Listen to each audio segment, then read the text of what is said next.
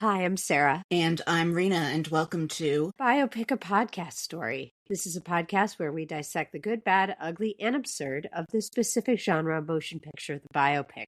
If you want to learn more about us, our scoring system, and how we choose movies, please check out our special introductory episode, Introduction, Who Are We and What Are We Doing? Sara, what movie are we doing this week? This week, in honor of Black History Month, we will be talking about Introducing Dorothy Dandridge, starring Halle Berry, the first Black woman to win an Oscar for Best Actress, as Dorothy Dandridge, who was the first Black woman ever to be nominated for an Oscar for Best Actress. First, we have an important announcement. Biopic, a podcast story, is speaking at Intelligent Speech Online. This year's theme is Companions and Rivals. We will be talking about Capote's friendships and doppelgangers in Capote and Infamous, the two Truman Capote writes in Cold Blood movies that came out within a year of each other in 2005 and 2006. Intelligent Speech is a veritable three-ring circus of content composed of 4 virtual rooms running simultaneous 40-minute sessions. These sessions include esteemed keynotes, fascinating and thoughtful creator presentations,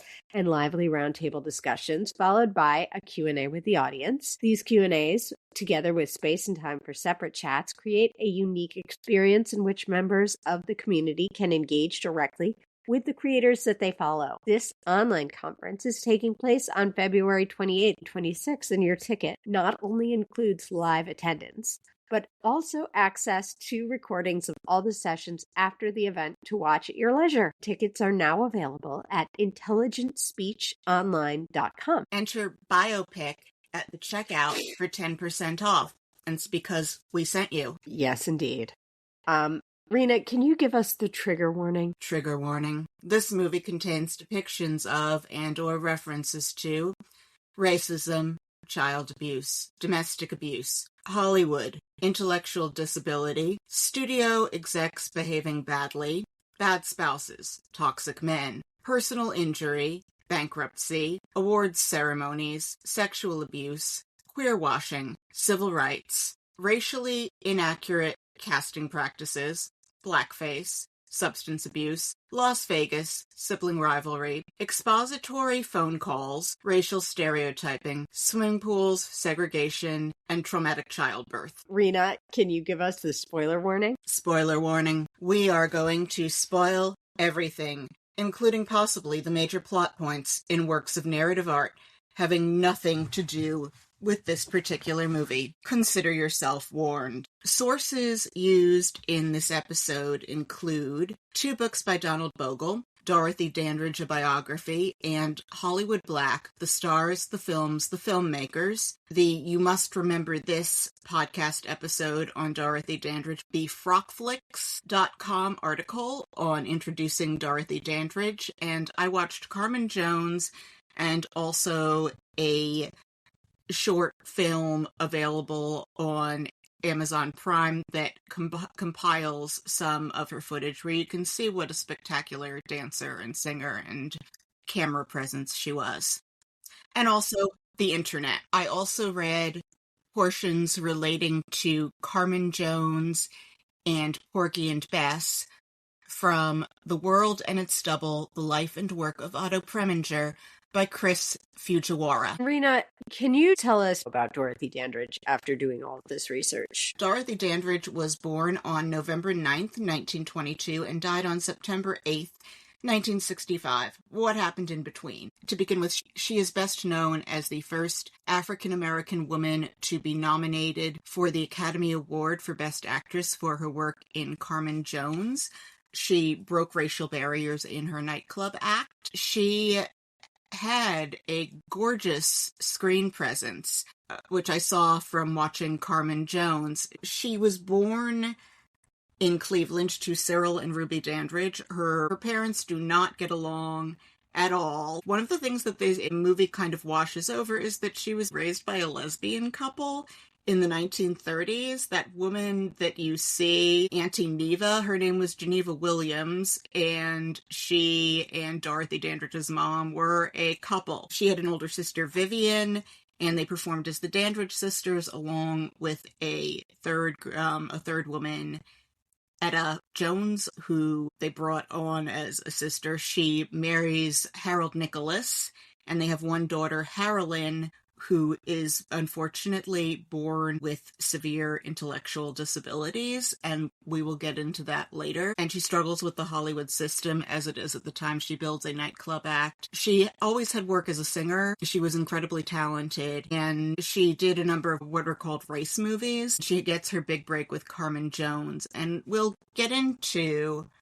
what went wrong, what happened about. We'll also talk about her relationships. She had a long affair with Peter Lawford that it does not pop up in here at all, and I think that is because the former Mrs. Lawford, Patricia Kennedy, was still alive at the time this movie was made. She had this period of decline after the roles didn't pan out after Carmen Jones. She was in a few movies after that, Island in the Sun, Tamango, Malaga, but nothing that got as big, and the Porgy and Bess is hard to, you can't really find it. The Gershwin estate was unhappy with the final product, so they have been extremely cautious about having it seen by the public. She doesn't have many pictures out there. It was a source of frustration to her. She couldn't be shown kissing a white man when they set up interracial romances. They couldn't ever do more than brush the guy's cheek. They couldn't say any of the things that are realistically expected for you to have in a love scene. When she's in this decline period, she would often call people up and talk to them for hours in the early AMs, and she would sing to them. She was on a ton of pills. She would wander into backlots where street people would get drunk and go get drunk with the street people.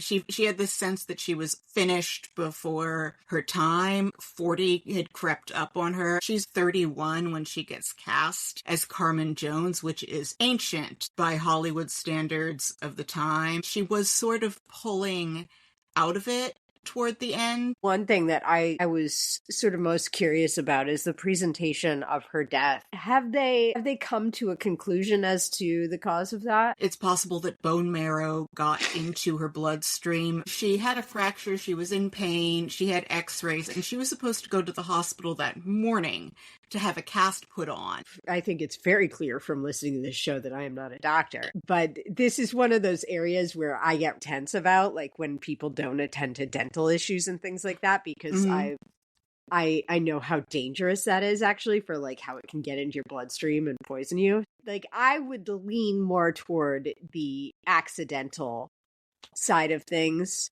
but who's to say? She was on, we know what antidepressants were like back then. Sara, can you please tell us a little bit about the HBO movie introducing Dorothy Dandridge? This is largely taken from our friends at Wikipedia, but I did also do research elsewhere throughout. This is a TV movie from HBO, and boy, does it show. It was directed by Martha Coolidge, who is a terrific, versatile director, and it was written by the Shonda Rhimes and Scott Abbott. The film premiered on August 21st, 1999, and it was very successful. It's an object of very dated storytelling. Everyone is doing the best they can, and I don't want to be a dick about that, but I'm probably gonna. A little bit more about Martha Coolidge. She moved to Hollywood in 1976. She spent several years as part of the Zoetrope studio created by Francis Ford Coppola. She made her first feature-length film, Not a Pretty Picture, based on a date rape she suffered when she was 16. Her big breakthrough came when she made Valley Girl, which is recognized for launching the career of Nick Cage.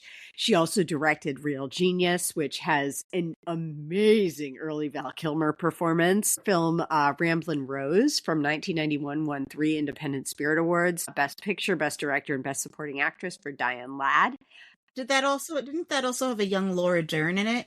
It did indeed, and it introduced me to the concept of reverse insomnia because Robert Duvall has a scene where he talks about having reverse insomnia. She also directed the films Lost in Yonkers, Material Girls, Angie, Out to Sea, 3 Wishes, and a lot of television episodes, CSI, Sex and the City, Weeds, Psych. She is prolific. She seems to have retired as her last credit is from 2018, and she also was the first female president of the Directors Guild of America. She is a director who, if you look at her filmography, she is a real eye for talent. It's exciting because this was not Halle Berry as we have come to know Halle Berry. This was kind of a launch pad for her. This was a big moment. And a little bit more I thought this is interesting about this milestone of becoming the first Black actress nominated for Best Actress. 13 Black actresses have been nominated. The most recent nomination was Cynthia Erivo for Wicked in 2025.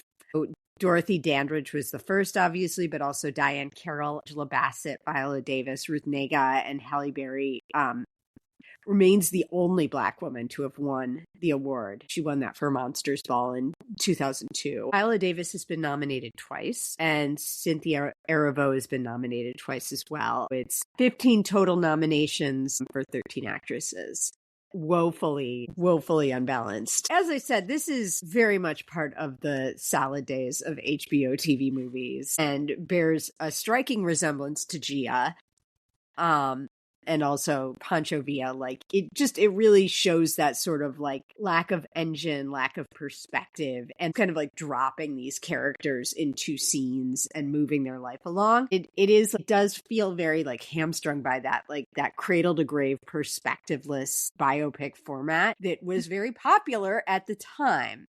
But now it makes it feel like barely a movie. That's kind of my chief gripe with this film. It's kind of a tough watch because it's like you just don't have time to kind of absorb the information you're receiving or see any sort of like rumination on it because it's so focused on move the chess pieces. It's interesting to me that you mentioned Gia and starring Pancho Villa as himself, because the three films all fit into the rise of peak TV in the early 2000s, and they do come out in roughly chronological order. This is just after Gia. I think it's superior to Gia, and I think Pancho Villa is superior to this film because it does things that work well with the genre, like honing in on a time period, and it's more creative with its storytelling. For the time, I know it was good. For now, though, it feels very Lifetime. The genre has gotten a bit more nimble in its storytelling in the past couple decades. It's not a bad film. We had massive issues with Gia that I certainly had far less of with this. It does have some very touching moments in it. It does. I didn't feel like I got a real handle on what kind of person she was. Mm-hmm. Or what motivated her from place to place. Everybody's doing their best. Do not get me wrong. The confines of the way these stories were told at the time makes it kind of draggy. We open on a voiceover from Halle Berry as Dorothy. You came up with a great term that I know we're going to use again for framing devices. You called this the turducken framing device. She is going into a lobby. And it might be a hotel. I think it's a hotel. Yeah, because she lived in Los Angeles and she's in New York for the Academy Awards, which were in New York that year. And she's going upstairs and she's going to put on her dress for the Oscars. And then she's on the phone. But then the phone becomes our framing device later in the movie. So I got very confused here. Also because she's so gorgeous. You can see from photos of Dorothy Dandridge, she didn't really age at all. It was quite unclear to me on my first watch. Is she on the phone with someone on Oscar night? Who is the woman she's on the phone with? At first, I thought it was her sister. And then I had to go and read the Dandridge biography and then go back to realize, no, it's her best friend, Jerry Blanton, who had previously been her sister-in-law. I had to read about it to pick up that, oh, that's who she's on the phone to. But she's on the phone on the last day of her life, and it's when she was in this phase where she would call people for hours in the middle of the night, and it's about dawn, and she's preparing to go to New York. That is nightmare fuel. The friend who calls you up in the middle of the night and scrapbooks while you're trapped on the phone with them. The thing about this exposition is, if Jerry has been her friend for 20 years, Jerry was here for all of this. She doesn't need to hear it like it's the first time. What would have been amazing is if at the end of this phone conversation, they pull away and they show the person on the other end is ma'am, this is a Wendy's. She's recounting things that ostensibly Jerry would have recall of. And certainly wouldn't need the night that she was nominated for the Oscar recap. We don't get a lot to hang on to on any of these characters, so it's hard for them to be memorable to you. It does have one less layer of turducken framing than we saw in episode 18 Gotti, which still has the most awkward, numerous layering of time jump framing devices of any film we've seen. And we hear, and I know it's a product of the time, the word colored is used all the time in this movie. And I think one of the things this movie does that I think is really interesting is you come to appreciate by the end of it that whenever people are saying colored, they're not even necessarily talking about Black people. They're just talking about people who aren't white. Because we'll get into some casting shenanigans later on that are wild. Yeah, so I guess if it's a turducken framing device, I guess that 1965 is the turkey, 1955 is the duck, and the 1940s that we eventually cut back to are the chickens. So within the duck layer of the turducken framing device, the front desk man, when she gets her dress, he assumes that she's a maid, and later we see him do a double take of her walking out where she's on, then he looks down and she's on the cover of Life magazine. Even in New York, people. Even in New York. We're on the red carpet at the Oscars, and we're hearing some narrative trackling here by the announcer about who's showing up at the awards, who's nominated. We cut back to her being young and aquariing with her sisters in the Dandridge sisters. Well, her sister and the substitute sisters. The Etta, the third Dandridge sister, who was not related to them. Her sister Vivian, who she takes to the Oscars with her, because Otto Preminger is married, and we will get into their affair later. Vivian had gone missing by the time that Dorothy died. Vivian, it was always quite hard on her that Dorothy got famous. Her career never took off, and she just sort of disappears at one point. And yeah. She was interviewed by Donald Bogle for his book, but she's out of the picture, and Dorothy doesn't really know where she is. Right, they flash back to the Cotton Club, and Halle Berry is gorgeous in every single scene of this movie. I mean, like, get the hell out. She's the most stunning woman. We meet Harold Nicholas, who is played by the actor Oba Babatunde in this, and he's very good. Who are the Nicholas brothers? They are a tap dancing duo. They came up on the Chitlin circuit, as he says. You should really look them up on YouTube and see what their actual routine looked like. They're incredible. They're a huge deal. And they toured here and abroad, and they're just like the biggest duo act. So Harold, she gets out of the taxi in Los Angeles in front of such a cute little house. And Harold has followed her to Los Angeles for the promised date. They go see a movie that just happens to feature her mother playing a mammy role. That is actress Ruby Dandridge. We find out that Dorothy and her sisters, I'm going to keep calling her sister. I know she is not formally her sister. We're also on the Chitlin circuit. Ruby seems to have not been that great of a parent. They kind of queer-wash the exact nature of the relationship with Geneva Williams. I didn't pick up any of that from watching the film itself.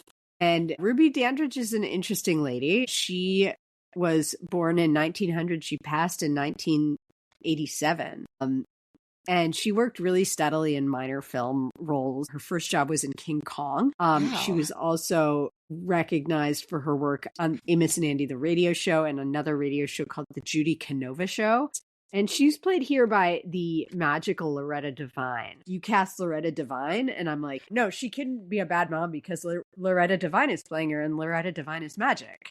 Her mother divorces her dad and carts the girls away, and he actually tried to get back in touch with them. When we get to how she helped Dorothy land the role of Carmen Jones, they did have a relationship that was positive in its ways there, but I think Ruby was not present as a parent she left a lot of things to Neva. After she tells him that that is her mother in the movie, they kind of have like a bit of a pour off. because he's making fun of the character, and that was how a Black actor could get work. And yes, it's horrible. Yes, and it's time for that quote from Hattie McDaniel. I don't remember the number that she quoted. She said something like that she'd rather get paid for playing the maid than being the maid. Like the way that this is set up, the fact that it made Black performers complicit in their own exploitation is just so beyond screwed up. And it's horrible here. And then she gets dropped off. We meet Neva, and oh my God, she's the worst. She immediately like her waiting up for Dorothy means that she immediately asks to examine her underwear and see what she's been up to. Neva wants to make sure that she's still a virgin. We see a lot of bad parenting on this show. Neva does a very cruel pelvic exam. If she knows that Dorothy's hymen is intact, if she were an OBGYN, she'd get sued for malpractice here. You could call a cop on this shit. Yeah. If you felt like it. Yeah. Her sister steps in, thankfully, and stops this from continuing. Ruby comes home. It's over. Thank goodness. This was horrifying. Ruby brings a pie home from wherever she was. Ruby is the fun parent, and she's out to lunch on the stuff that matters. So Dorothy joins the Nicholas brothers and gets engaged to Harold. She doesn't join them per se. She's in like a film with them. You can find footage of this on the web, and it is delightful just how incredibly talented they are. We finally meet Jerry, the woman that Dorothy is on the phone with in the turkey portion of the turducken framing device, the 1965 part, and she is temporarily married to Harold's brother, Fired. We find out from their dialogue that Dorothy is still a virgin despite Harold being a player. He is indeed. And we also find out here that her father is fully checked out of the picture. Which he didn't want to be. It was very, very messy. He wanted to be in touch with his daughters. Nice parental alienation there. That's good times. I feel so bad talking down the woman, like... There's two sides to it. Who the heck knows? Marrying Harold is a coup for her. He is the richest and most famous colored man in the world, as she explains to her mother, and I am quoting here. You wrote that you loved her wedding dress, and I do too. It's classy. Yeah, it's got long sleeves. I love a long sleeve on a wedding gown. Me too, and they're impossible to find. They are. Bring back sleeves on wedding gowns. It's hard enough to plan a wedding without having to make time to go to the gym and pay for a trainer on top of everything else so that you can get toned arms. Like, let brides stuff it inside a sleeve. Well, also, some people like sleeves. There's nothing wrong with that. I like a 3/4 length sleeve and, a scoop neck. It's a lovely gown. And we're back on the phone again, and she's looking through more photos. There's no reason for Jerry to have forgotten the facts or to be otherwise unfamiliar with them, and this exposition doesn't make a ton of sense, and I guess somehow Dorothy has put off 2 decades worth of scrapbooking for the night before she dies.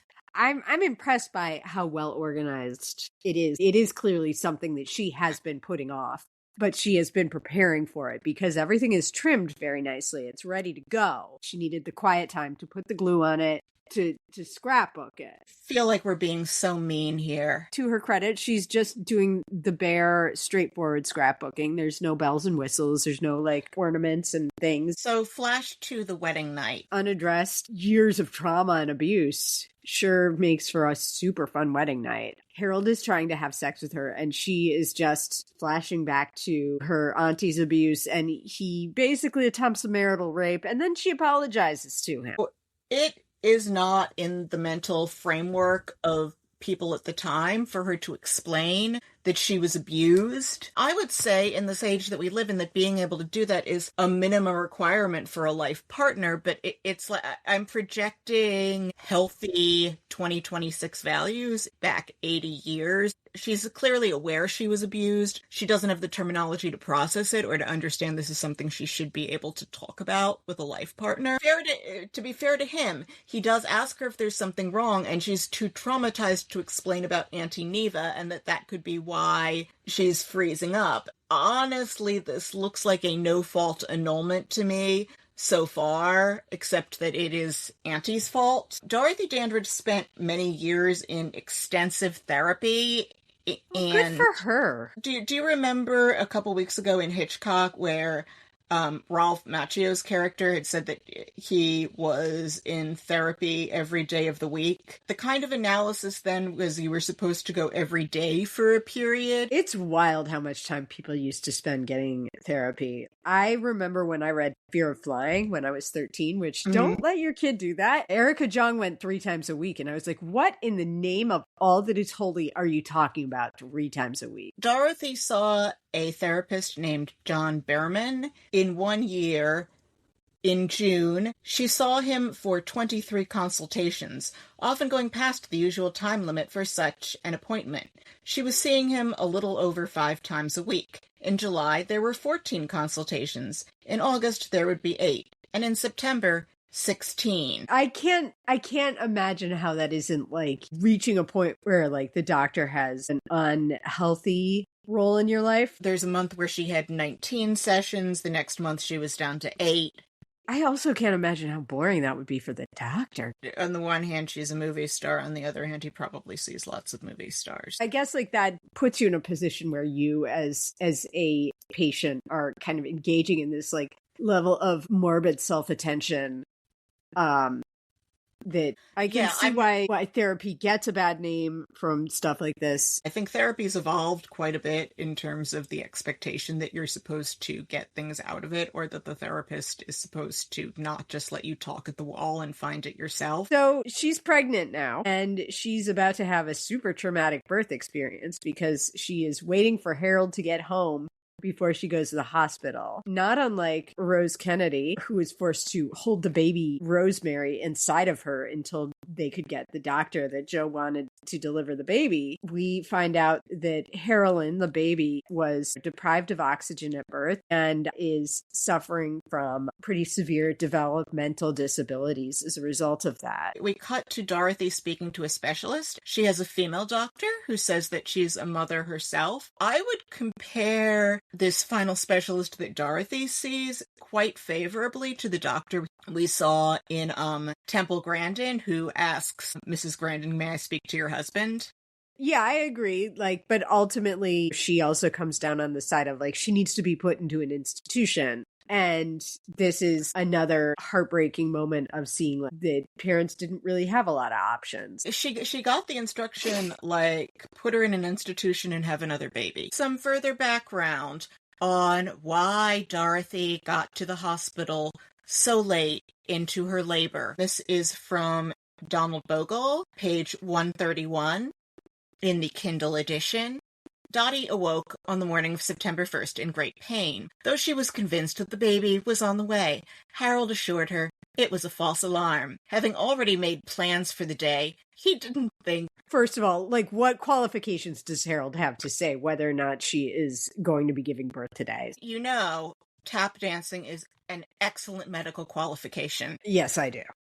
Harold suggested she spend the day at Jerry's home, about a half-mile away. As he dropped her off, he said he would return later in the day. But, so Dorothy recalled years later, an angry Jerry confronted him. Where was he going, she asked, when he should be with Dottie, who might have the baby at any moment. Shortly afterwards, a friend drove by and picked him up, and he was gone. He left the car, but forgot to leave the car keys. As the day progressed, Dottie's pain and then contractions grew stronger. She went into labor. Jerry and her sister Rose, who was also at the house, knew they had to get her to the hospital. With no car keys, the women were stranded without any means of transportation, nor did they know how to reach Harold. They guessed he had taken off for the golf course. Time dragged on. Then her water breaks, and By the time they got to the hospital, Jerry recalls, the baby was coming. Once in the hospital, there was another delay before Dorothy was taken to the delivery room. With her emotions at a fever pitch and her fears escalating, it was a painful, difficult birth. Jerry remembered that the doctors used forceps during the delivery to pry the child from the womb. At 2:42 a.m. on September 2nd, 1943, at Los Angeles' Rose Maternity Hospital, Dottie gave birth to a little girl. For weeks after the birth, the infant bore the marks of the forceps on her head. Harold, you dog! Jesus. And then, the doctor just being like, take the L, have another kid. I don't think this would happen today. I certainly hope not. So he's, of course, pro-institution. And then he's like, well, I want to go to Paris and work, and you should come with me. And she's like, no, that's the end of that. Goodbye, Harold. There's no reason for him to inform her that things are different in Paris, because she had already toured abroad at this point. This is exposition for anyone in the audience who has very little background knowledge. So she's scrapbooking again. She cuts Harold out of a picture of herself with baby Lynn, and I'm wondering, why has it taken her 20 years to get around to cutting Harold out of the photo of her with the baby? It is an interesting question, especially because she has had so much other stuff well prepared. Maybe it was just the final straw, retelling that story again to someone who was literally right there when it happened. Do you think at this point Jerry just put the phone down and was like, uh-huh? Oh. Jerry was an incredible friend, and she was someone who was there when the bad times hit and stayed. So then we're at a party and we meet Earl Mills, who will become her manager, but he seems like a real stiff. So Earl Mills is played by Brett Spiner, better known as Data from Star Trek The Next Generation. And somewhere in here there is Dorothy's long-term love affair with Peter Lawford. They couldn't get married, but it seems to have lasted up until the point when he married the senator's sister. Peter Lawford, you dog. Brett Spiner's very good in this movie, though. He is.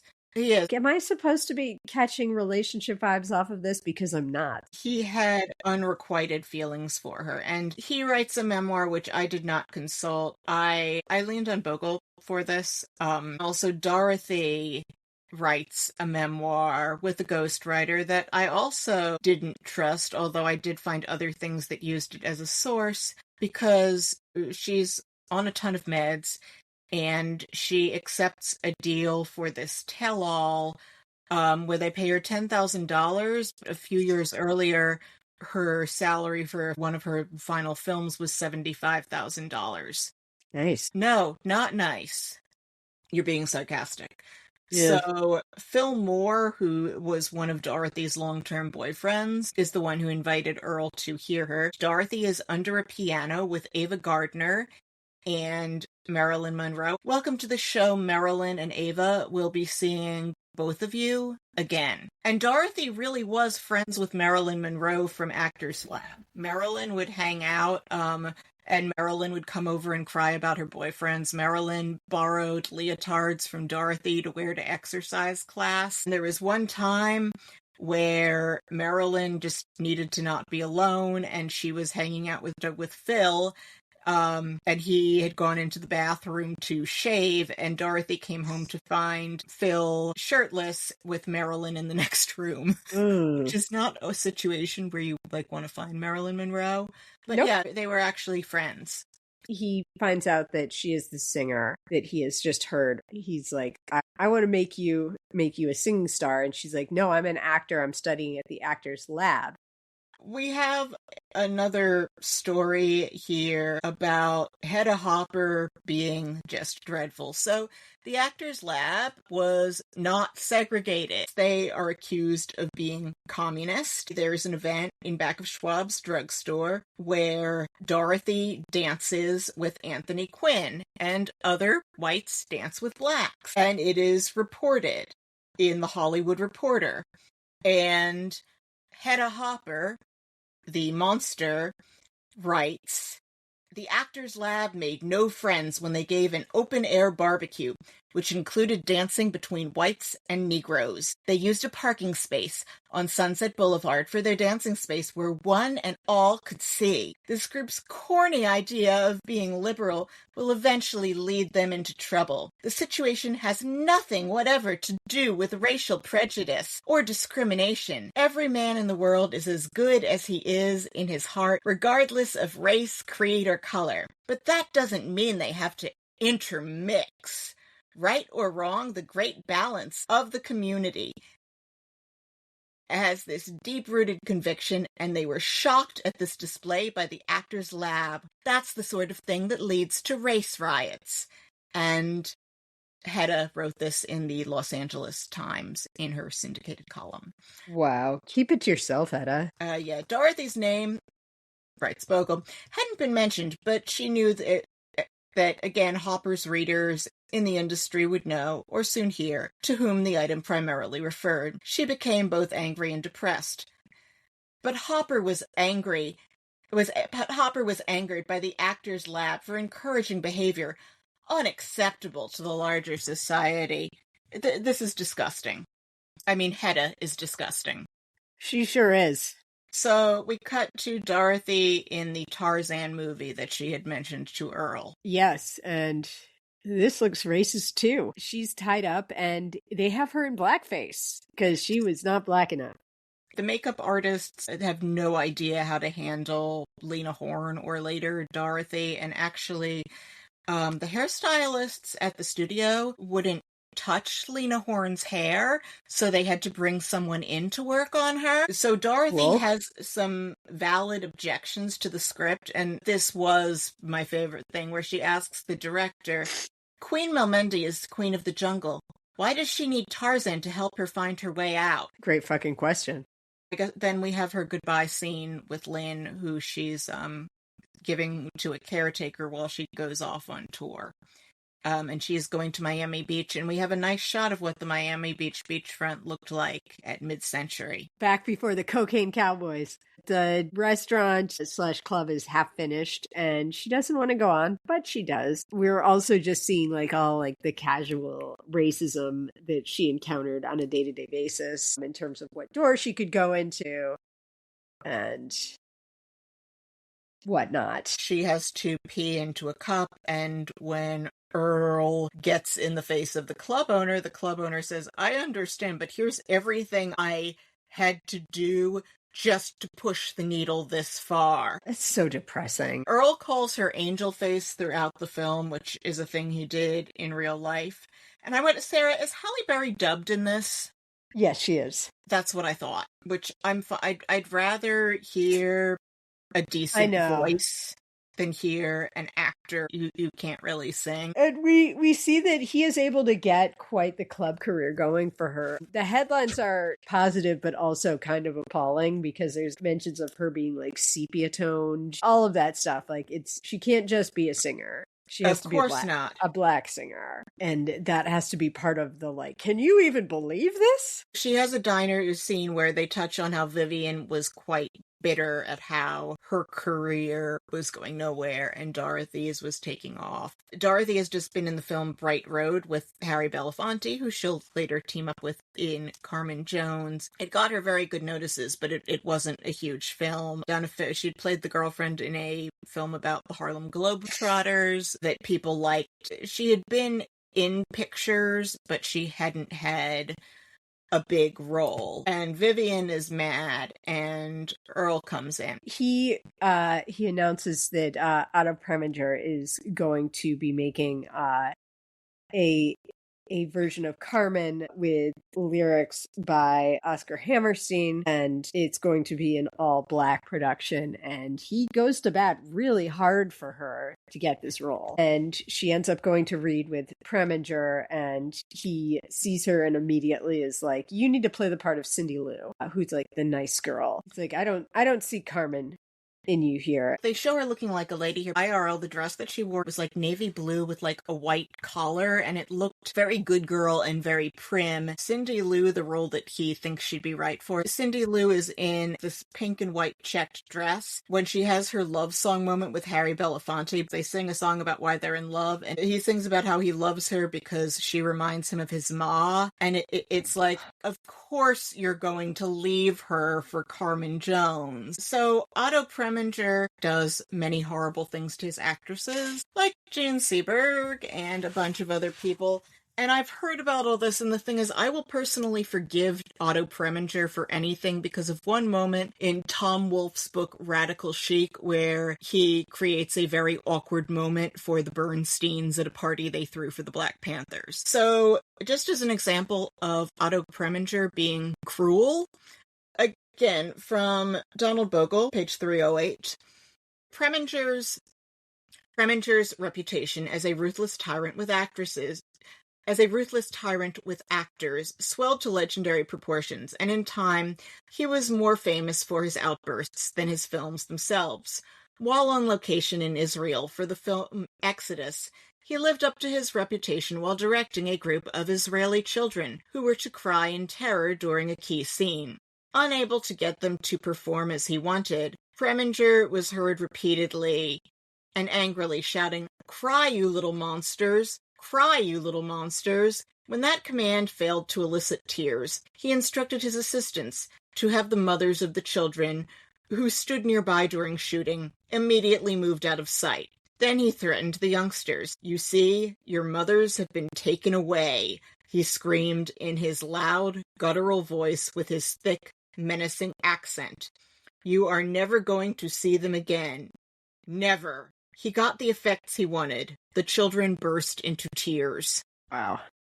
Cool dude. Preminger is intimidating, and he knows how to work that angle. Like when he was 23 or so and realized he was going bald, he shaved his head to make himself more intimidating. He does not see Dorothy as Carmen Jones. He wants her to read for the role of Cindy Lou. But I watched Carmen Jones, and the idea of anyone but Dorothy Dandridge as Carmen or of Dorothy as Cindy Lou is unthinkable. She is luminous in that film. Halle Berry, she captures a small bit of just how electric Dorothy Dandridge is in that film. I think the thing that makes him see her differently is that she calls him a bulldog. And Ruby really did give Dorothy advice on how to be Carmen, like telling her, walk like this, and like, this is how factory girls behave, and helping her to put the thing together. And she shows up in Preminger's office dressed as Carmen and shows him why she is Carmen, not Cindy Lou.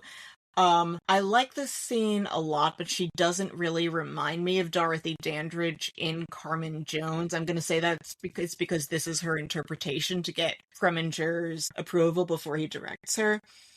And we have another call with Jerry, and boy, is this framing device getting on my nerves, because it's really discordant to me that she's telling Jerry all these things that Jerry already knows. And Jerry has not had enough screen time at this point for us to make the connection that it's her. Also, Dorothy Dandridge, even though she could sing, is dubbed by an opera singer. This is so long ago that the Bizet estate has a role in the approvals, so they couldn't show Carmen Jones at Cannes due to issues with the Bizet estate, so they had to show it in an American military aircraft hangar so that it wouldn't be on French territory. That's wild. But also, like, Carmen was written in 1875. It wouldn't have even been public domain, in theory, at the time. We're talking about the 1950s. Yes. So there are still people alive who saw the premiere of Carmen. Yes, they're quite old. They're quite old. Yeah, I will have to watch that at some point. I'm embarrassed that I haven't seen it. I did have to pay to see Carmen Jones. It is hard to find Dorothy's work out there. Dorothy is planning on not even showing up on the first day because she's like having terrors about taking the role. It's like one critic can give her a case of the nerves when this is the first big role for a Black actress in like every 5 or 10 years or so, average Hollywood would make an all-Black film, and it would have roles, and then everyone would go back to playing the maid or being the dancing interlude. it sucked. Indeed. Not their performances, the situation. Preminger comes over to her house, and I love the embroidered blouse that she has on in this scene. The costumes are great. Especially hers. Klaus Maria Brandner plays Otto Preminger in this. He's very good. He looks a lot like him, and he sounds a lot like what I imagine Otto Preminger sounds like. And she says to, I guess I loved this line, Otto, you're not so ugly. They go to the first day of shooting, and I love them showing Preminger's obsessiveness. And also, welcome back to the show, Otto Preminger. We previously saw you in Trumbo. He gets mad when he sees a red scarf on one of the people in the lunchroom scene and says that no one wears red except Carmen. I really enjoyed their recreation of the lunchroom scene from Carmen Jones. It's impressive in its attention to replicating all of the details that you see when you watch the movie, but you should see the real thing. I thought they did a good job showing process, which I know is one of your favorite things. They showed how a film set operates. They show her singing along to a record where they drop the needle. And just having just watched Carmen Jones, seeing who's playing who. Pearl Bailey was also in that movie. There was a baby Diane Carroll in that movie. And of course, Harry Belafonte. And then Preminger does something that makes no sense. He yells, cut, at a particular point while she's singing, but we hear the music continuing to go. And I think, wait a minute, you would have to have everyone get back to places to finish filming the scene. This doesn't really make any sense for him to yell cut right then. I know that they're doing it to show that she's nailed it, and because there are scene limitations and they're not going to play the whole thing out. But would you agree with me here? Oh, yeah. Yeah, it doesn't make sense. So she is now Preminger's mistress. He sets her up in a lovely house. And Preminger he would buy her clothes and jewels and help her take care of her investments, which stick a pin in that. One of the investments he helped set her up with wound up being an oil well scheme where they kept needing more money to drill. It did not go very well. People to lose money in this scheme include Kirk Douglas and Doris Day. The problem for Dorothy was she had gone bankrupt by this time and was not in a position to be in this lawsuit that dragged on for years. The thing is finally resolved long after Dorothy is dead. But Preminger did not know this was going to happen with the oil well thing he set her up with. She's more open about sex with Preminger than she was with Harold, and Preminger is much more patient with her. I don't know what they're basing this on because I don't trust that end-of-life tell-all memoir when she was desperate for money.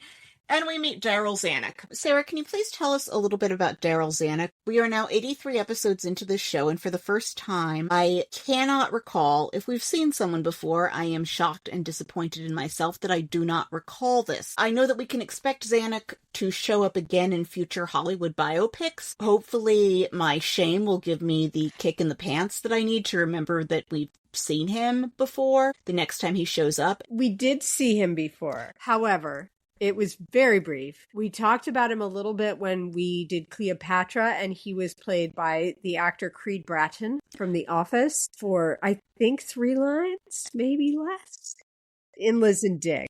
I suspected that was him.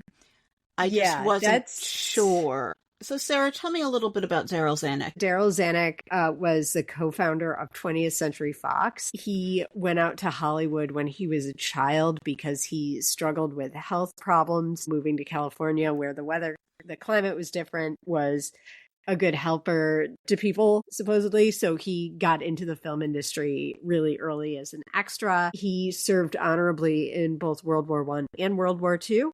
In World War II, he actually demanded to be sent over to Europe. He was one of the OGs of Hollywood. He worked with everybody. He had some Me Too shit come up in the late, 2017. But I don't know anything about that, so I can't speak to it right now. Mm-hmm. I do know that he, was instrumental in many, many, many, many, many careers. So this conversation with Zanuck does make me cringe, but he offers her a 3-picture deal. He has a plan for her that sounds like it'll work, even though it does involve casting her in a bunch of ethnicities. Like, we're going to cast her as a Mexican and as an Italian, and in a few years we'll have made the public fall so in love with her that they won't care, and then we'll start putting her into roles that are, like, written for a white person. Is it stuff that we cringe at by 2026 standards, or even by, say, 1996 standards? Yes, but it's a plan that sounds like it could work for the time, and the plum that he's offering her includes playing the Dietrich role in a remake of The Blue Angel. That would have been a great part for her. Noted player of assholes, William Atherton, is here to play Daryl Zanuck. If you've seen Die Hard or Ghostbusters or anything with an uptight prig in it, Bill Atherton has probably played that character. But you'll be excited to know that I was reminded of his work in gay conversion therapy, which I initially found out about because I was watching Day of the Locust, which he is in. That is a very boring movie up until the last 10 minutes of it, when it becomes a not boring movie. But he was on Donahue in the early 80s to talk about how he let go of being a homosexual because he was involved in a cult called Aesthetic Realism. What is Aesthetic Realism? Great question. I can't figure it out. It sounds more like an artistic movement to bring back representational painting or something. Aesthetic realism states that ethics begin with the human obligation to see everything living and not living as well as one can. Where we get away from this obligation or don't see it or diminish its meaning, it is rather clear that contempt is showing its strength. Indeed, it is winning. Aesthetic realism sees the largest purpose of every human being as the liking of the world on an honest basis. I couldn't parse this out, but then I was like, wait, we have the internet. So I went to Claude, and it means that it says that aesthetic realism is being ethical starts with one basic responsibility, trying to truly see and understand everything around you. I don't understand how that would preclude being gay. Struggle to connect the dots between how you're like looking at a squirrel and being like, that's a squirrel, and that squirrel can be all the things that squirrel can be, to being like, now I'm not gay. But because as a student of cults, this is a movement that is still active, and there is a building where I could go to meetings about it. I am tempted to look into it, but then also I think you wouldn't find me for 10 years. So anyway, so that's Bill Atherton. Thanks, Day of the Locust, for being so boring that I had to like go on the internet and look people up and found that wiki wormhole. So she finishes the movie. She's still hooking up with Preminger. I don't understand this relationship at all. We see her go to Vegas with Earl to perform, and still there is racism. It is marginally better than her time a few years back in Miami Beach, because she's finally allowed to stay in the hotel where she's performing, but there are still indignities that nobody should ever have to put up with, and the hotel is trying to make it sound like this is a great deal. Miss Dandridge can stay in her room. She will love her room. She can get whatever she wants over room service. There is absolutely no need for her to go to the restaurant at all or leave her room, really, except to come down and perform. Earl tells her that he loves her, but this goes nowhere. And then we see her go to the pool, and she dips her toe into the pool that they told her she couldn't use. Of course, she is the hottest woman at this pool, and she sees them draining the pool, and when you look down into the pool, all the people who have to do all this extra work are black. Like, racism in all of its forms is repulsive, but this is also just so, like, embarrassing. Like, I'm embarrassed that you think you can't swim in a pool after a black person. It goes beyond shameful. It's like, that's so stupid. So, cut to the New York premiere of Carmen Jones. Otto's wife shows up, and Dorothy is mad that Otto won't marry her. He keeps kicking it down the road. He says, soon, and blah, blah, blah. Yeah, they're never gonna leave their wives. Like, and she breaks with Earl professionally because of the King and I incident that we're going to talk about, where they want to cast her as Tuptum in The King and I. IRL, she is with Earl for much longer than this. It's actually because Dennison wants a hand in her career that she lets him go for a while. I just want to take a moment here to pour one out for Hollywood's selective colorblind casting, which is in this case and in so many others up until like 2 years ago. Like, these people are all a different color than white people, so they can play anything. So Tuptim is the second female lead in The King and I, which takes place in Thailand. I am left to presume, because as you know, I am a theater person, but whenever a show didn't have a part for me, which is like a white lady alto or mezzo to be specific, I didn't take a lot of interest in it. So The King and I and a lot of Rodgers and Hammerstein was never particularly interesting to me, because I was like, well, there's nothing I can play in this. Why do I care? They did write a lot of wonderful soprano or very challenging alto roles, which I could not perform. So I am left to understand of what I do know of The King and I, that Tuptim, as a concubine of the king, is very much an Asian character. The actress who played her in the 2015 revival of The King and I is an actress named Ruth Ann Miles, who is Asian. I am left to say, like, Dorothy Dandridge, not appropriate for this part. I don't think this is good casting, and I guess, like, the spirit of close enough led them to eventually cast Rita Moreno in this role, who is also not Thai. And her love interest is a character named Lun Tha, and he is played by an actor named Carlos Rivas, and I can't. So that's The King and I.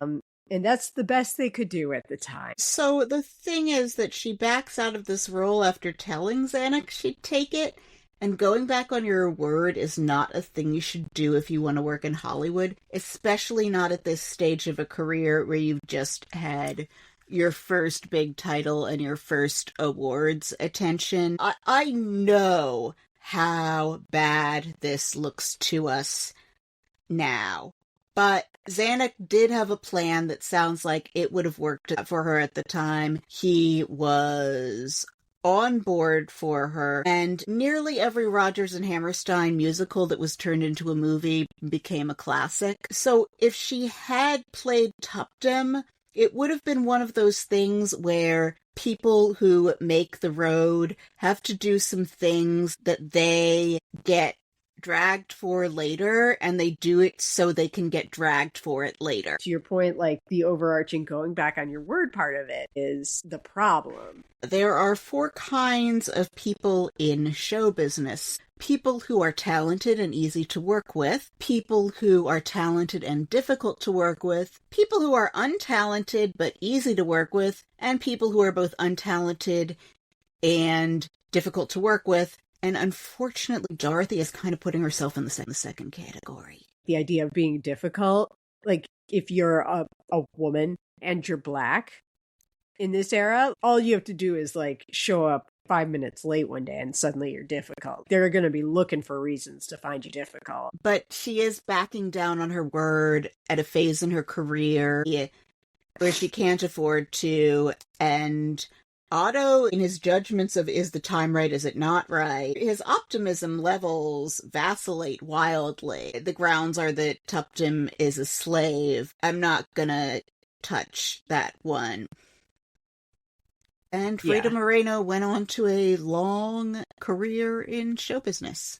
One of the few and the proud EGOTs. So we're back at the Oscars now, and this is an unfortunate year that she had to be nominated. It was Grace Kelly, Audrey Hepburn, and Judy Garland that year, and Jane Wyman, ex-wife of Ronald Reagan. She does not win. Grace Kelly won for her body of work that year. Should have gone to Judy Garland for A Star Is Born, but it didn't. Did she think she was going to win? I don't think she thought she was going to win, because that is a crowded field. All the names are people who were due for an Oscar at some point, and she's the wild card. But we do see her announce the award for film editing. Yes, and we're back on the phone, and we're scrapbooking, and she's commenting that she feels like she still kind of did win. She broke the glass ceiling. It's a huge deal. So we're seeing Otto again, and Otto knows they can't get married at this point. Like, he's reached that point where he seems to really know it. And she's about to go perform. She's wearing this gorgeous purple satin dress, and at a nightclub, and there's an open table in the front of the room, which is probably supposed to be for Otto Preminger. He goes in, he almost sits, and then he leaves, which is pretty cold. She thinks that they're gonna go to Europe to work, and she's gonna have his babies. I feel so sad for her. Halle Berry's face reveals a lot of feelings here, and it's very sad. Halle Berry is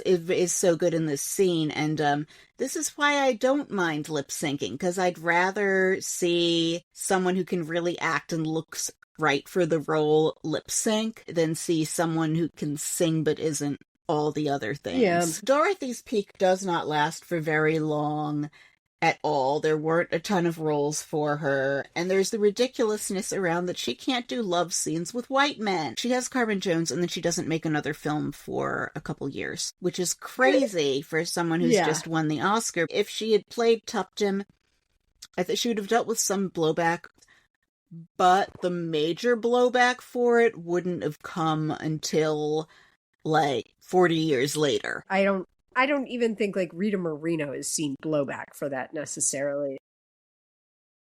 It's what they did at the time, and it's garbage, but that was that. I don't like holding actors personally responsible for having a buffet of shit to choose from and having to choose amongst that shit to keep food on the table either. I'm more angry at the industry for not even trying. So Jack Dennison is played by D.B. Sweeney, who is bleached out to all get the heck out, and he is clearly garbage.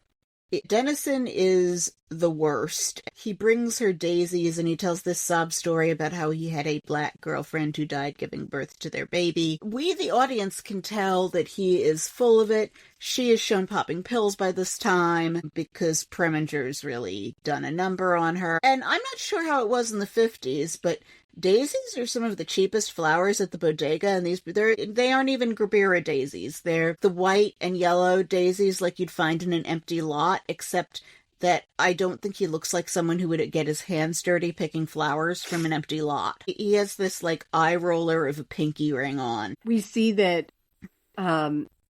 she goes to shoot Porgy and Bess, and Sidney Poitier, who is a mensch the entire time, is trying to be like, girlfriend, don't get involved with another dumb white guy. Preminger is now being a dick to her. And I think it would have been helpful in this movie to allude to that tendency from him before it's just all of a sudden he's a dick. Well, I mean, we've seen him being terrifying before. We have a blink and you'll miss it montage of press clippings about films that she did between Carmen Jones and Porgy and Bess, and we don't really have a sense of how many years are going by.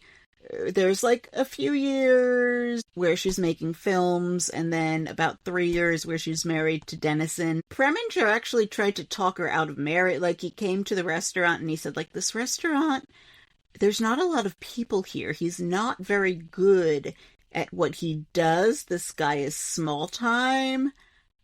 Just looking out for her. Not that that gets him a pass for being terrible. But so a note on Dorothy and white men. This is something that Karina Longworth talks about in her episode on where Dorothy sued Hollywood Confidential. She successfully sued them for libel. When I read Donald Bogle, I realized that was Karina Longworth's source material. The problem with Dorothy and men, so she it would have been so convenient if she could have fallen in love with Harry Belafonte. She couldn't marry Peter Lawford because it would have killed both of their careers. When there were black men of her stature in Hollywood, and I'm just repeating, they would show up, they're already married, and then when they got divorced, they would marry white women. She would have liked to have dated someone who was a regular professional outside of film, but she didn't necessarily meet those men. It was not easy for her to... You'd think she's gorgeous,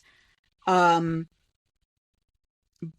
those were issues she faced in terms of the pool of men, and in terms of what was going to be acceptable to people at the time.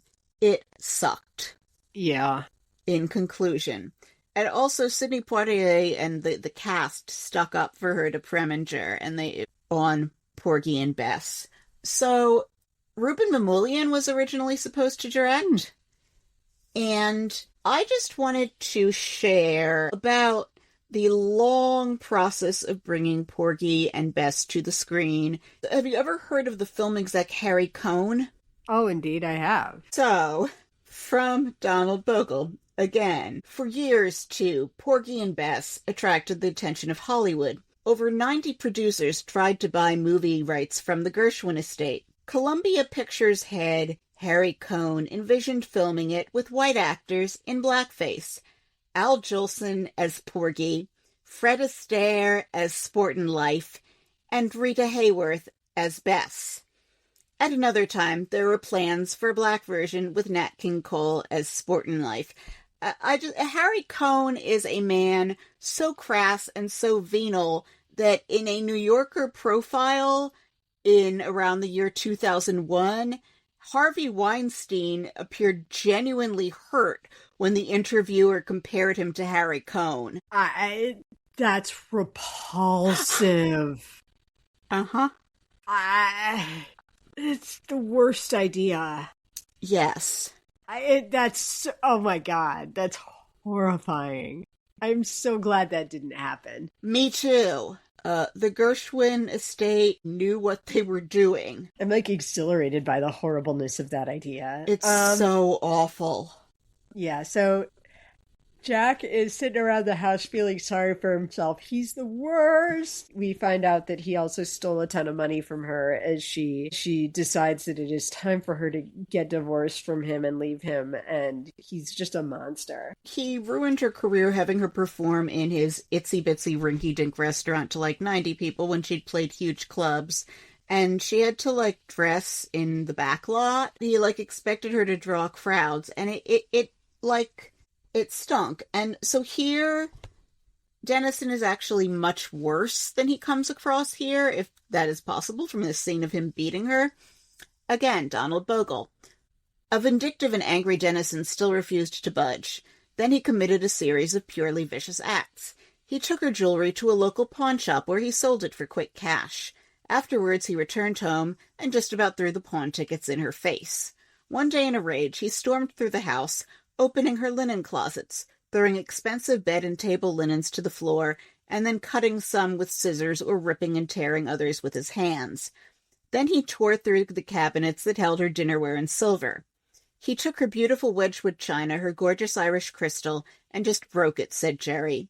Sometimes he smashed certain pieces so that a set would be incomplete.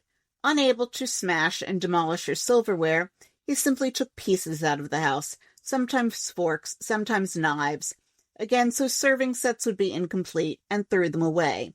He did just about any and everything he could to hurt and disorient her. Where were we? So she's on stage at the Mocambo, where we remember that first performance of hers, and she's zoned out on pills and collapses on stage.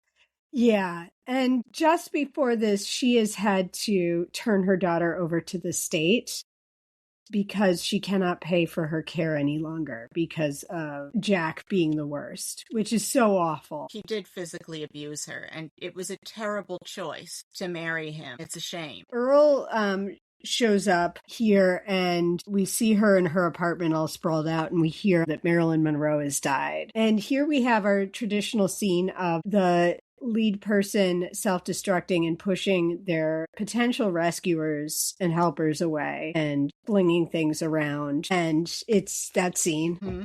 We've seen it. We've seen that every scene. movie. Yeah. Eventually, though, Earl does get through to her, and they decide that they are going to work together again, and that he's going to get her work again, and she's going to get herself back together, and she does. She was starting to turn it around and pull it together. I think that there was still hazard on whatever medication she was on, the state of psychiatric medicine being what it was at the time. When I hear about this stuff, that people, I can't believe that anyone was able to even stand up. So Earl has booked her a bunch of opportunities, nightclub events and shows and everything, and she's really excited about that. The first thing she wants to do is get her daughter back. Then she breaks her foot. She's like, oh, I'll get it fixed. And she's still on the phone scrapbooking, and she's like, I guess they'll have to book me with a cast on. and finishes her call. And then she stands up and she walks into her beautiful powder room and she collapses and she is dead. Dorothy Dandridge was ahead of her time on having an exercise routine, but she went several days before having a cast put on, where it describes at the gym while walking down a flight of stairs, she tripped and turned her ankle.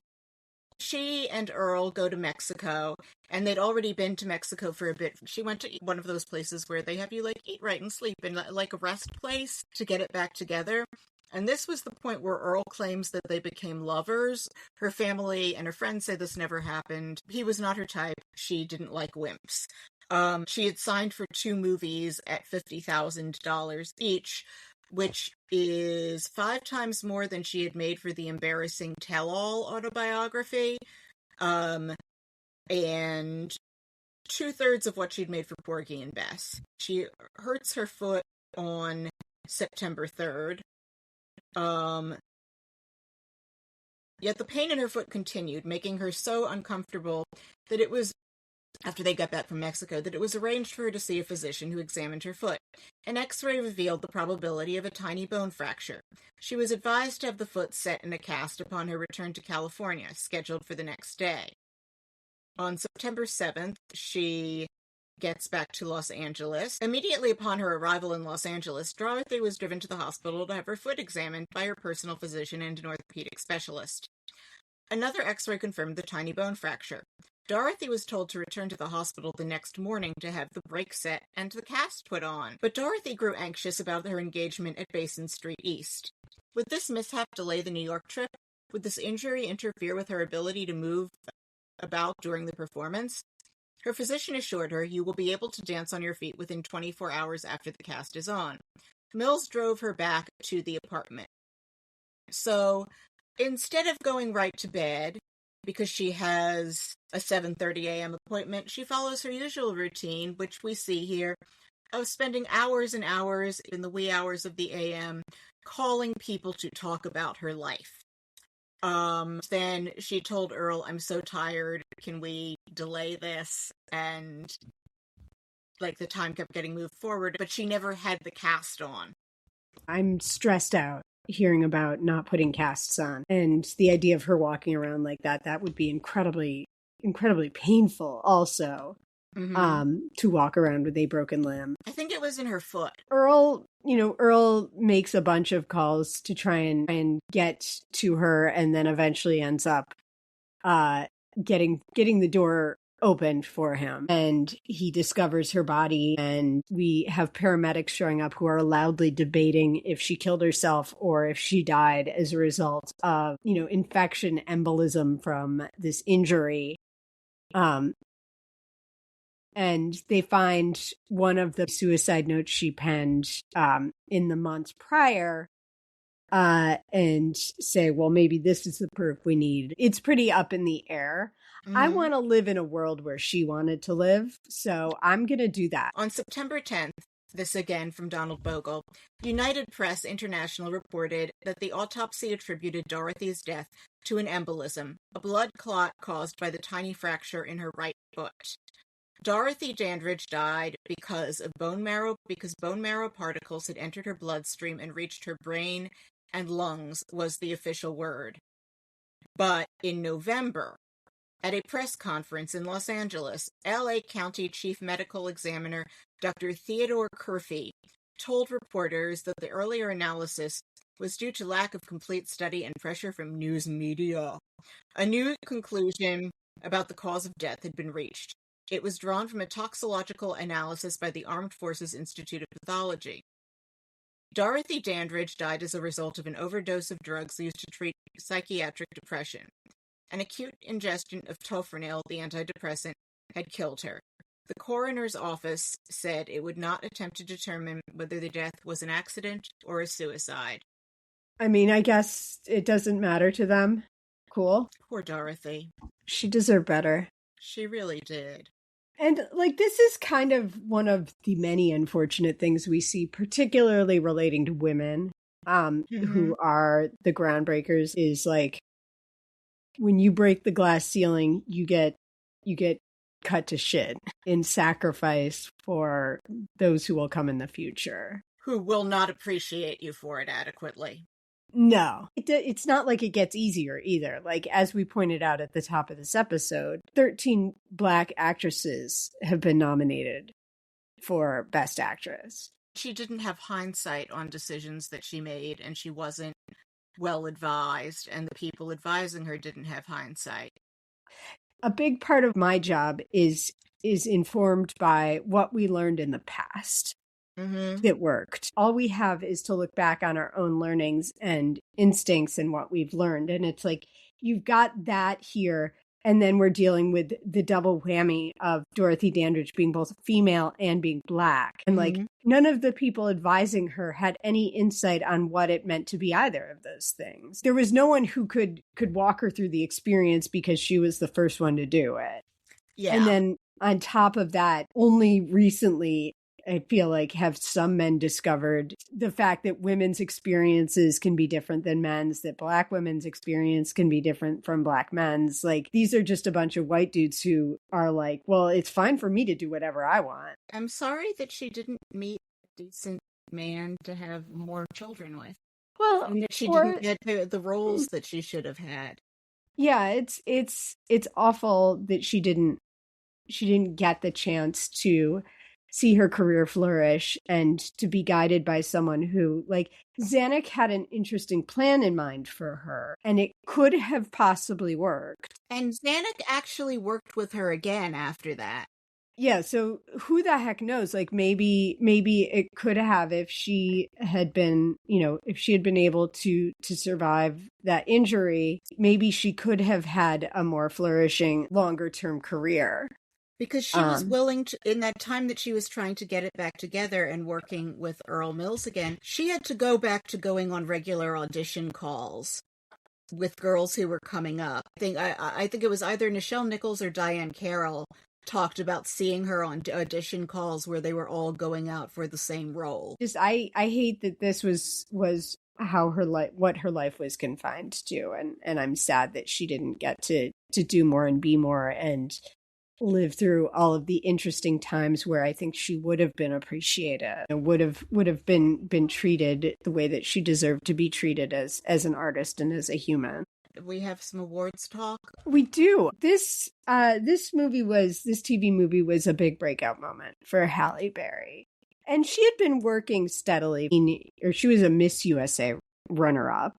She really got her start in 1991, sort of a 3-pack of Jungle Fever, the movie Strictly Business, and then The Last Boy Scout, and then Boomerang with Eddie Murphy came out, and she really broke out in that. She worked steadily up until this, but in terms of like getting the kind of part that really changed her life, this was that. This opened a lot of doors to her, including to win the Oscar for Monsters Ball. She got a Golden Globe, an NAACP Image Award, an Emmy, the SAG Award for her performance in this. This movie was also nominated for Best TV Film at the Golden Globes and the Emmys, and Klaus Maria Brandauer was nominated for an Emmy and a Golden Globe for his performance as Otto Preminger. What do you think of his Preminger versus the Trumbo Preminger? It's definitely less of a caricature.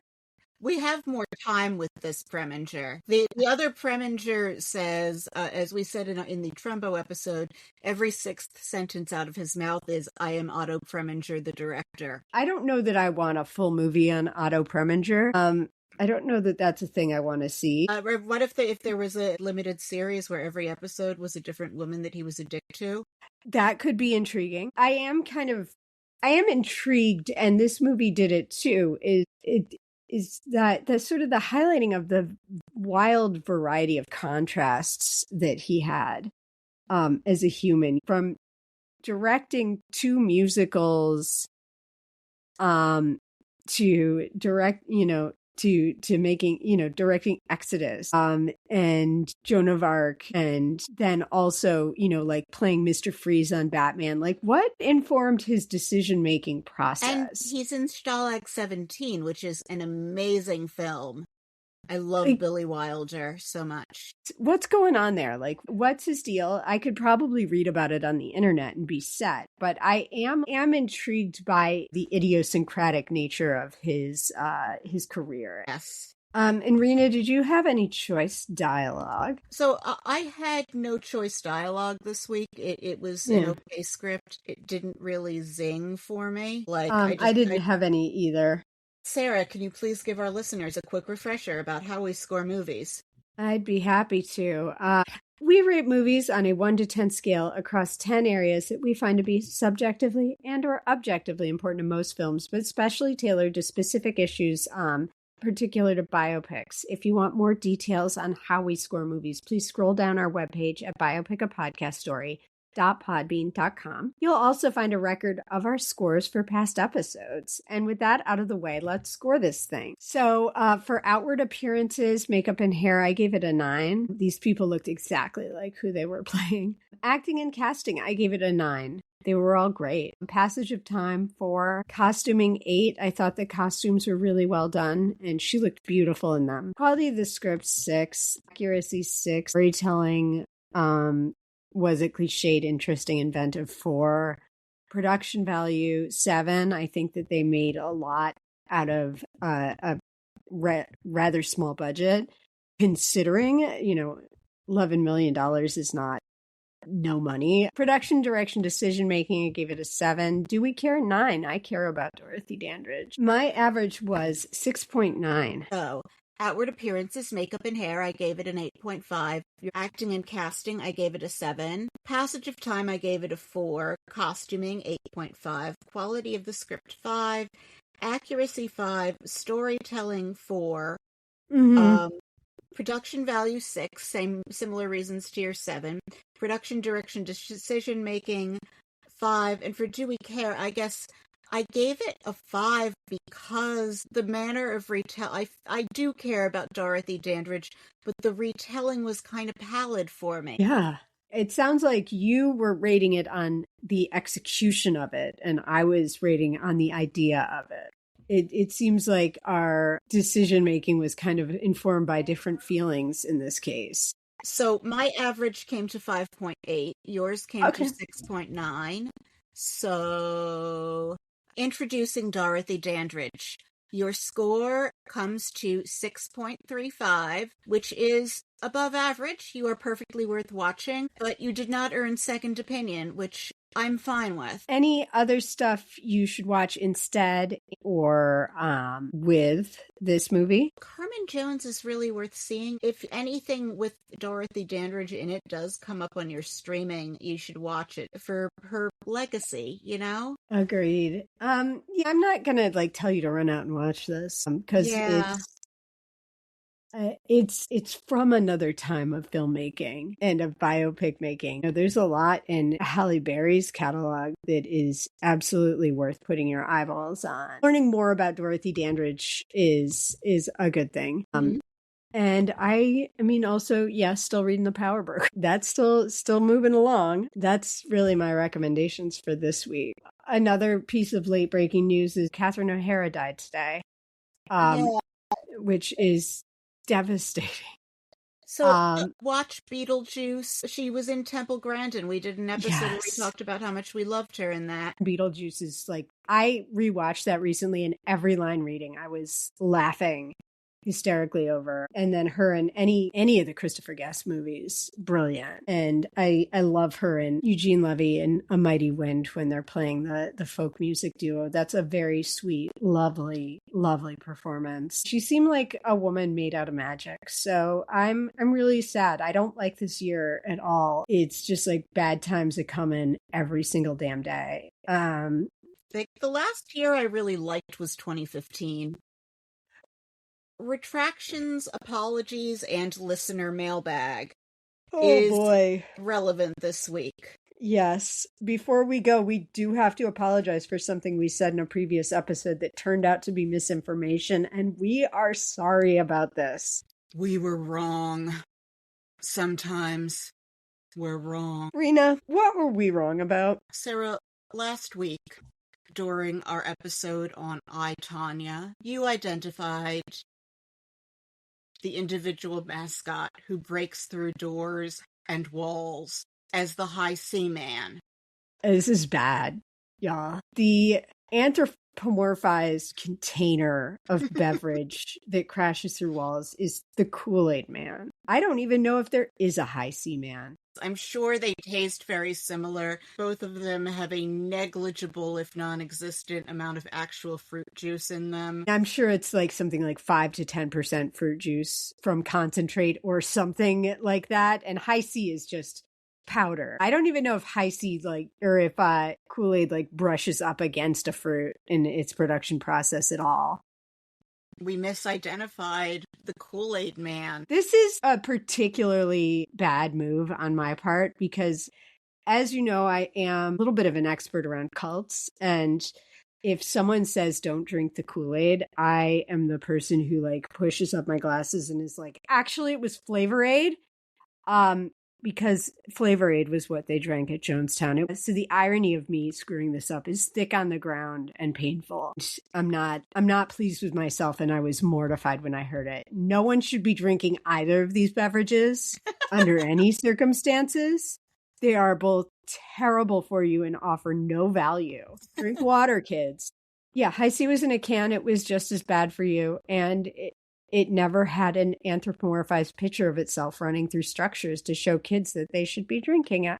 There was no way that I could have corrected you about the Kool-Aid Man not being the High C Man, because we had no junk food and very little TV in the household where I grew up. So I lacked the context to correctly name the Kool-Aid Man, having watched, by my estimate, roughly 5% as many Kool-Aid commercials as the average American child. Yeah, I would say my education was purely formed by advertisements as well. My household was not a Kool-Aid household, nor was it a High C household, nor was it a Juicy Juice household. Yes. We did not drink our calories in my house. We had orange juice and milk. That was it. Anyway, our podcast baby has matured into a toddler, and we have launched a Patreon, simply an effort to defray some of the costs associated with bringing our show to you. Platform hosting costs, recording costs, equipment costs, and research costs. And we have to occasionally order a book off the internet. We also sometimes have to pay for movie rentals. And sometimes we may want to see a movie in the theaters, or we may have to pay for public transit so we can go see each other and record in person at the same, at the same place. So for now, we are offering shout outs and access to our awful first 3 episodes for anyone who chips in. And with that, we'd love to thank Brandon and Gates, who signed up already. Thank you, Brandon and Gates. If you liked the show, please leave us a 5-star rating and subscribe to us on iTunes, Spotify, or wherever you get your podcasts, and tell a friend, or better yet, plural friends, and share us on social media. We hear it helps. You can follow us on Threads, Blue Sky, and Instagram, where we have visual aids from our episodes. Our Instagram handle is at Biopic a Podcast Story. Check us out there, and we'll link to that in the show notes as well. Please also check out our webpage at biopicapodcaststory.podbean.com to see the official episode ratings for all of the movies that we've done so far. If you would like to get in touch, you can email us at biopiclistenermailbag@gmail.com. Our theme music is by Ben Patch. The intro is his song Slater Cannonball, and the outro is Spring Breakers, and you can check him out on Spotify. And as a reminder, we will be speaking at Intelligent Speech Online, which is taking place on February 28th, 2026, and tickets are available now at intelligentspeechonline.com. Enter Biopic, that's BIOPIC, at the checkout for 10% off because we sent you. And tune in next week when we'll be talking about Selma, also in honor of Black History Month, with our returning guest, Brandon Wilson. Oh, I'm excited to see Brandon again. Yeah, we had a great time recording the Malcolm X episode that we dropped on 4th of July last year. I'm excited to see him again. Yeah. And with that, good night, Rena. Good night, Sara, and good night to the earnest and the cynical. Good night. Night.